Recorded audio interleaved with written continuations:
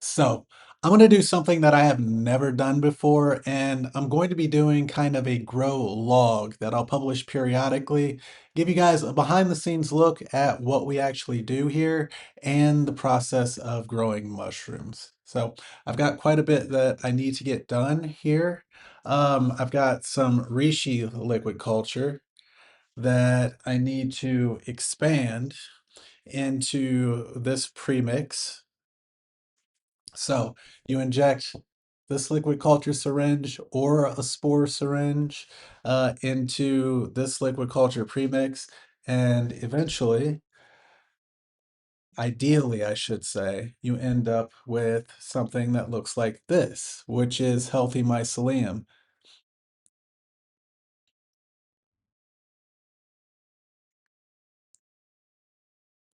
Now, this is actually cordyceps. Now, I have a new cordyceps recipe that I want to try out. So, I'm actually going to have to create a liquid culture syringe out of this in this jar. So, we'll also be creating a liquid culture syringe of cordyceps, and we'll be inoculating them into these jars. And I have some lion's mane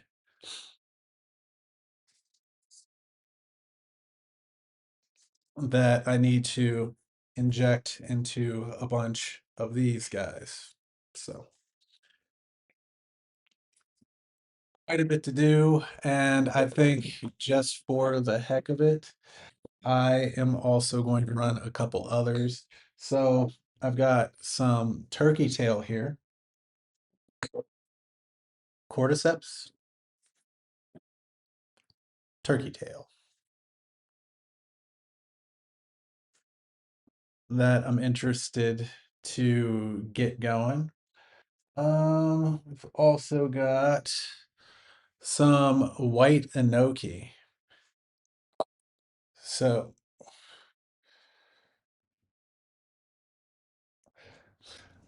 I'm really interested in this white enoki for culinary purposes. Very, very curious to see how this turns out. And I also have some pink oyster that I want to run just because they look cool. And I'm just curious to begin with. So, so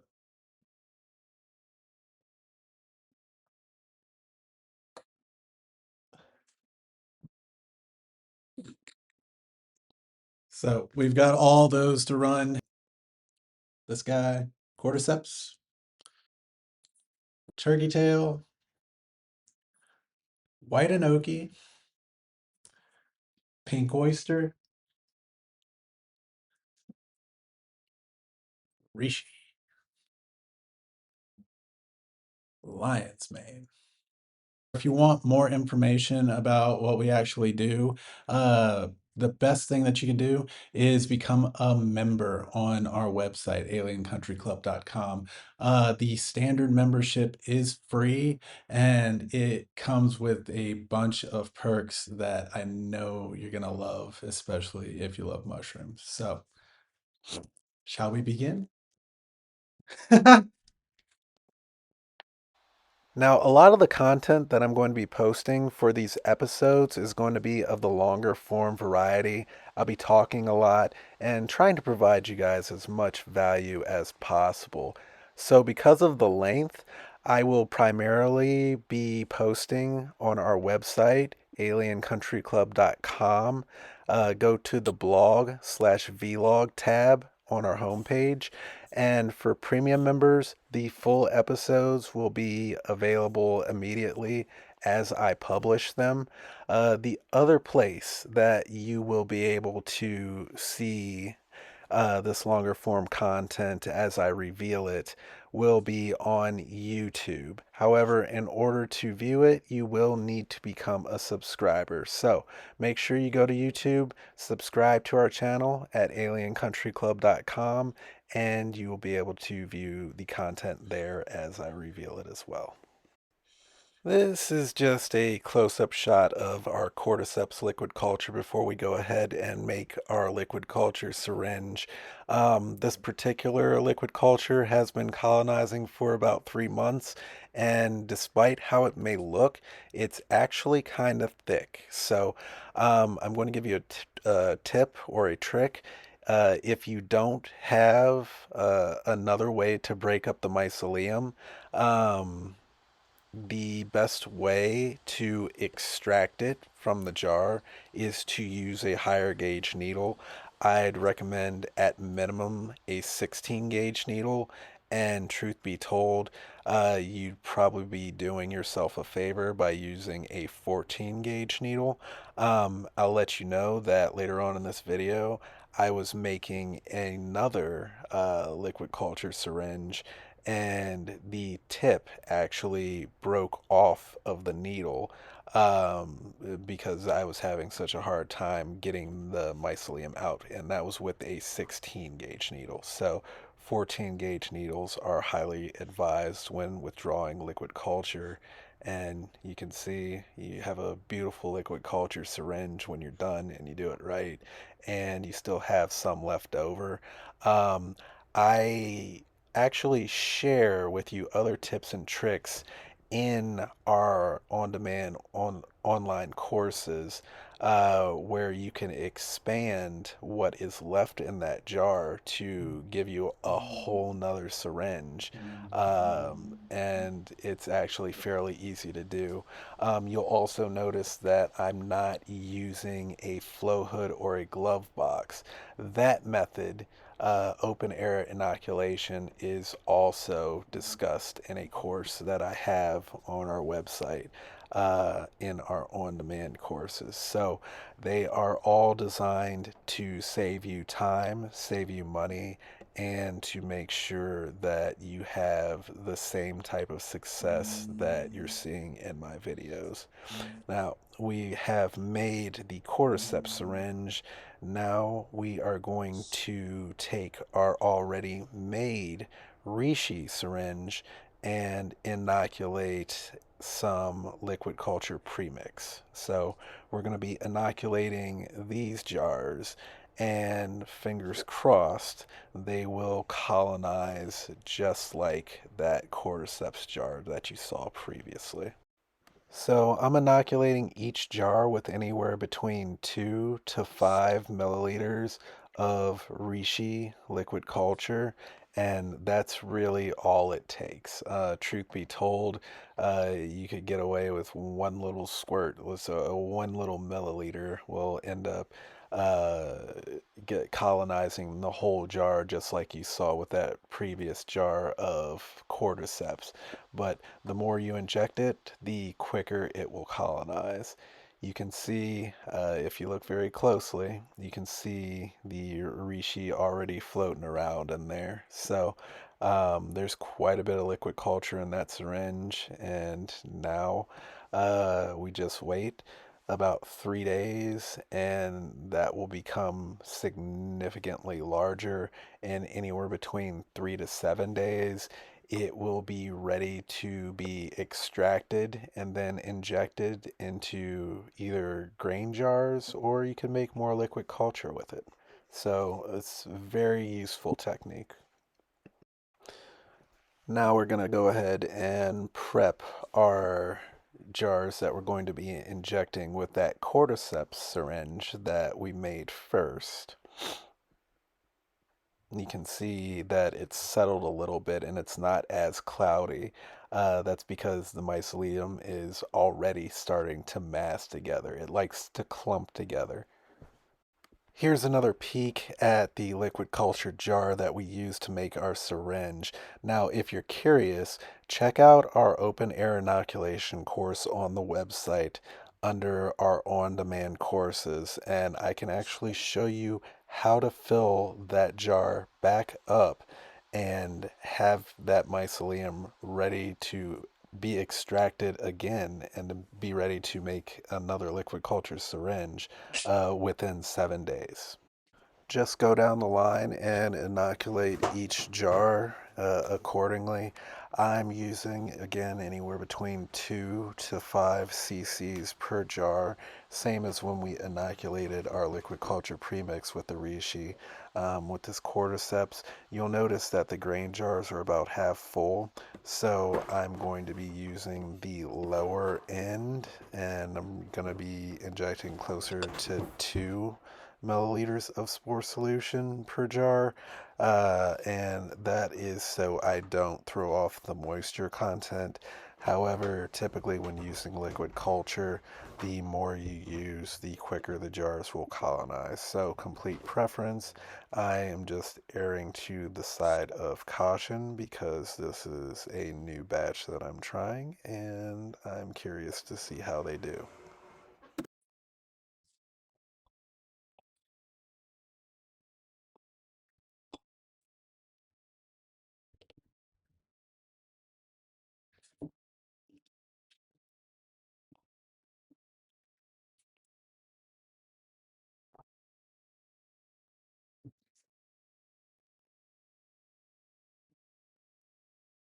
Now, earlier in the video, I mentioned that I had broken off a needle from the syringe while making a liquid culture syringe. I was wrong. I apologize. It was actually this particular syringe. You'll notice as I inject this, the tip of the syringe is actually bent. That syringe tip has seen better days. I should have stopped using it way before, but I cut away right before I did the last jar uh, because that syringe, I just had to throw out the whole thing. So, long story short, just make sure that you switch out your needles from task to task, and that will save you from potentially losing a syringe and potentially hurting yourself.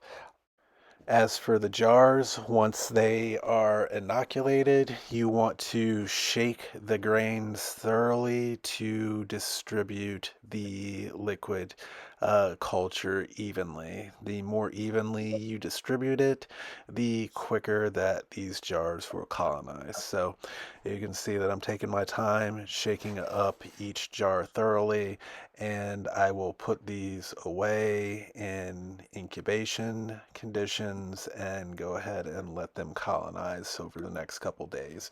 We'll come back to those later.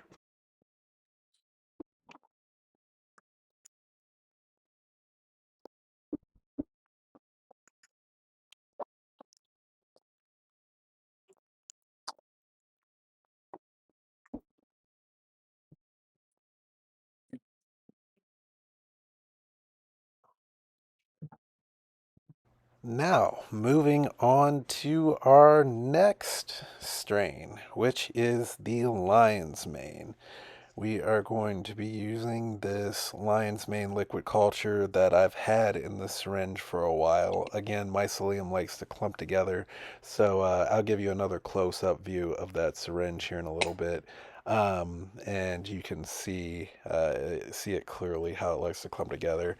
And then you just shake the syringe to redistribute the mycelium. But in the meantime, I'm going to go ahead and grab a couple more jars, and we are going to inoculate all of these jars with lion's mane.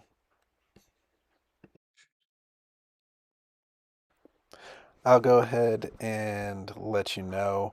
I should have said this before, but whenever you're doing something like this, it's always imperative that you have everything that you need close by.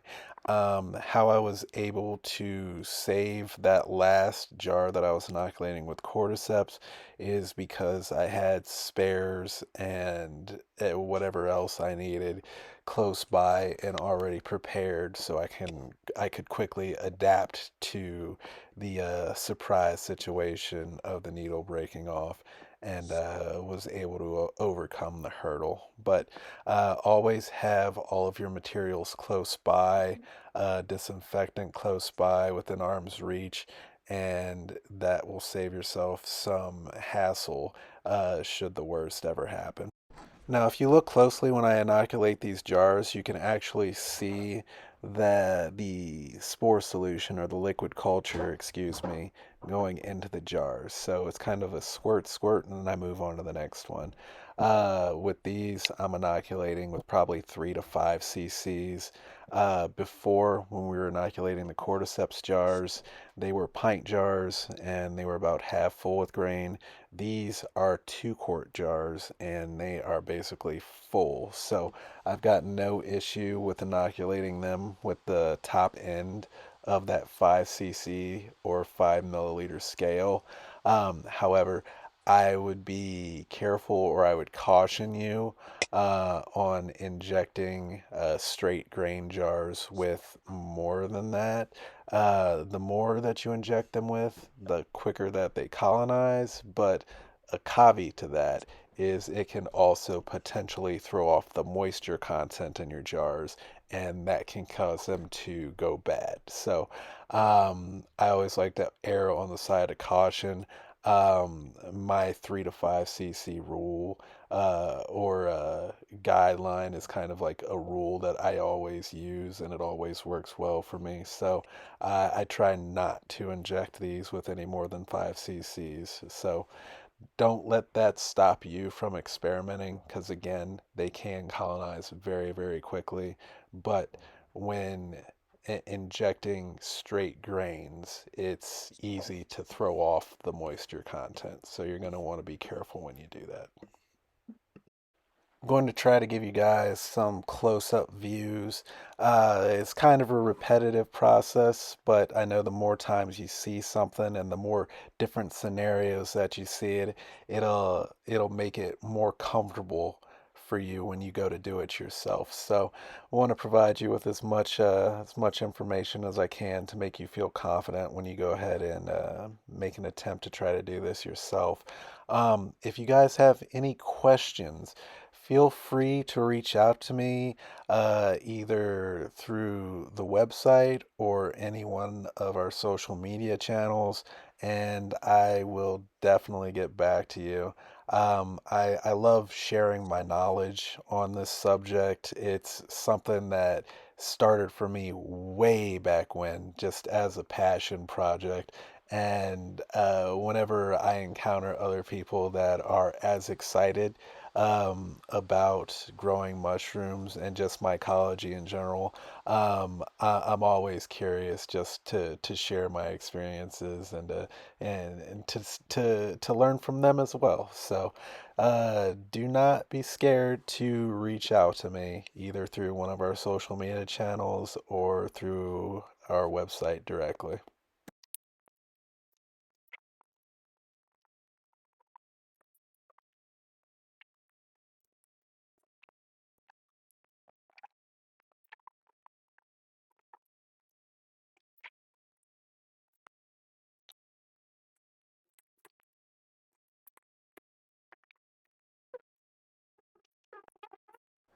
Now that they're all injected, we are going to do the same thing that we did with our cordyceps jars. We are going to take each one of these individually and shake them up to redistribute the liquid culture throughout all of the kernels of our grain.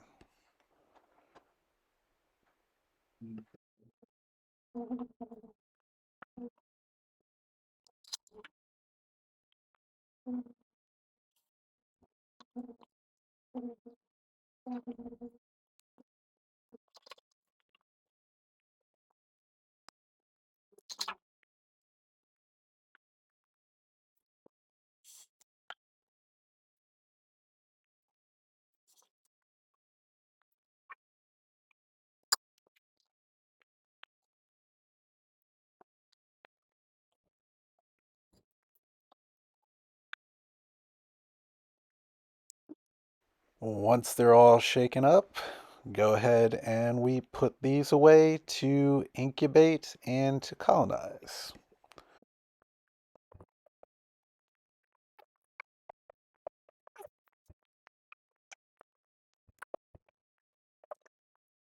Now, earlier in the video, I said I was going to run some white enoki as well. However, with that cordyceps syringe breaking, I had to adjust some things I was doing on the fly. and I was down one syringe. So I'll make it up to all of you restaurateurs later. We'll run some white enoki at a later date. But for right now, these last couple jars, we are going to be injecting with turkey tail. Now, out of sheer coincidence, since I kind of let down all of my White Adoki fans, what I have in the syringe is actually sterilized water. And what I'm going to be doing is I'm injecting that water into the turkey tail liquid culture. Now, what does this do? It helps break it up and it helps replace the liquid culture that I'm actually withdrawing. So let's say that this jar is full of 100 milliliters of liquid culture before I inject it with water. Well, I inject it with 50 milliliters of water, which helps break up the mycelium. And when I withdraw my liquid mycelium, I'm withdrawing 60 milliliters, and what's left is 100 milliliters of liquid culture that's still available to you. So again, that's just a little nifty tip and trick, a little consolation prize for all my restaurateurs. That is how you can multiply one syringe into several without losing a beat. Also, this particular needle, I was using a 14 gauge needle. Not taking any chances. You could see how easily the liquid culture came out of the jar, didn't have any issues with having to break up the mycelium. That is the benefit to using the higher gauge needle. The downside is it leaves a significantly larger hole in your inoculation ports. So make sure that you are being very, very sterile, especially if you plan on using that liquid culture again. Um, with these jars, I'm actually going to use that same 14 gauge needle. I don't necessarily like to inject grain jars with needles this big. Again, because it leaves a larger hole where air could potentially go into the jars. However, these particular injection ports are really sturdy, and on top of that, I have a little bit extra protection. So I'm confident in using this higher gauge needle. However, you can see that because the needle's so big, it really wants to stick in the jars once it goes in there, or you really have to force it in there and then it really wants to stick. So I am actually going to switch this 14 gauge needle out for another 16 gauge needle and go ahead and continue the process.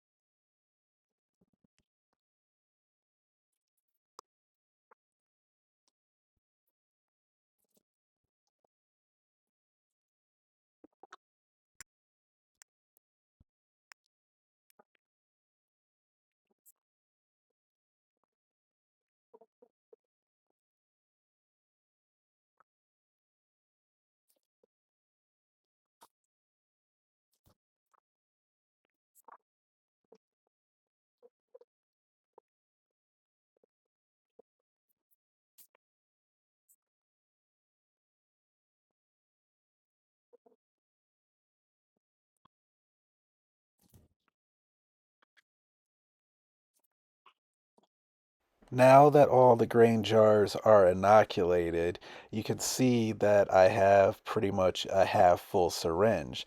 Now, something really cool, a benefit to me filling that turkey tail liquid culture jar up with sterilized water prior to withdrawing the liquid culture is now I pretty much have a full liquid culture jar and I'm able to fill up my syringe again all the way full. That way, I have a full turkey tail liquid culture syringe ready to go whenever I need to inoculate grain again without having to withdraw liquid from the jar.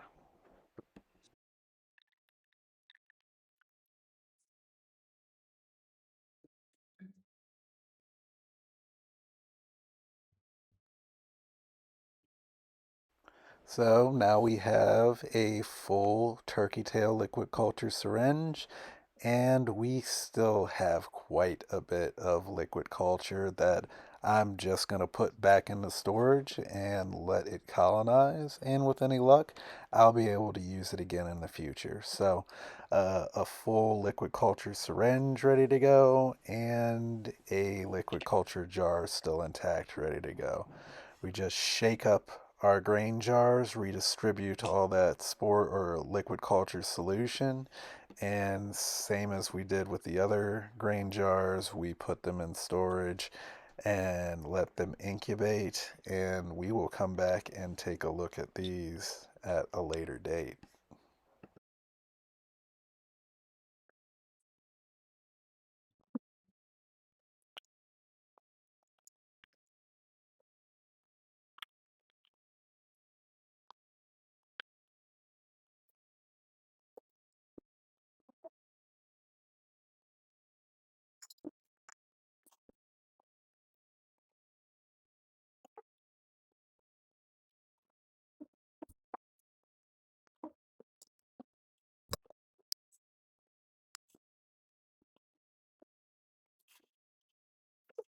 Now, last but not least, we have the pink oyster.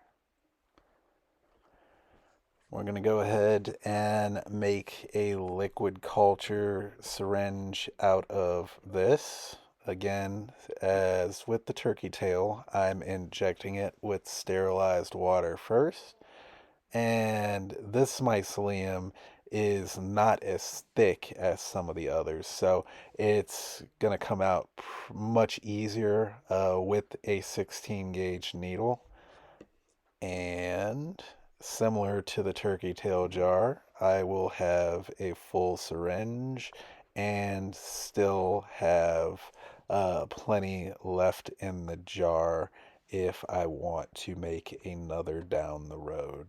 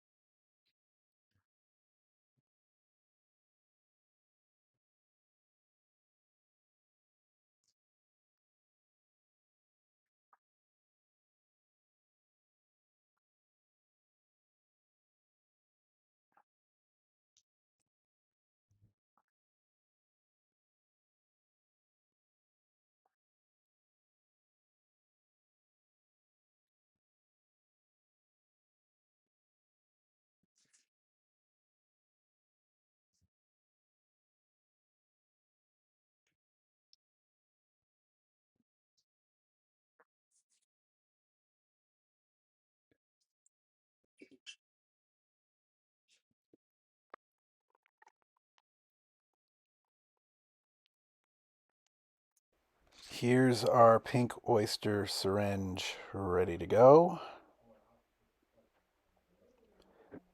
And we still have plenty of liquid culture left over should we want to make any more.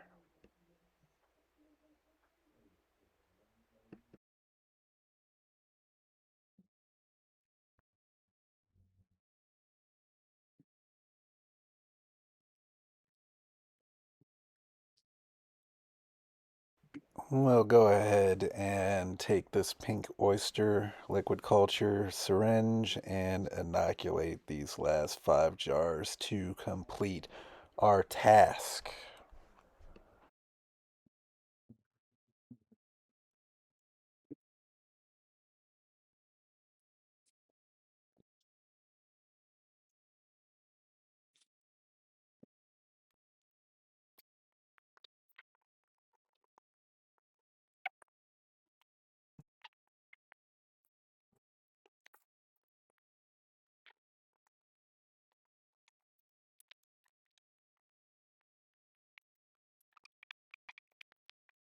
Now, to conclude things, we give these jars a little shake, shake, shake, just like we did all the others, and we'll put them away to colonize at incubation temperatures, just like all of the previous.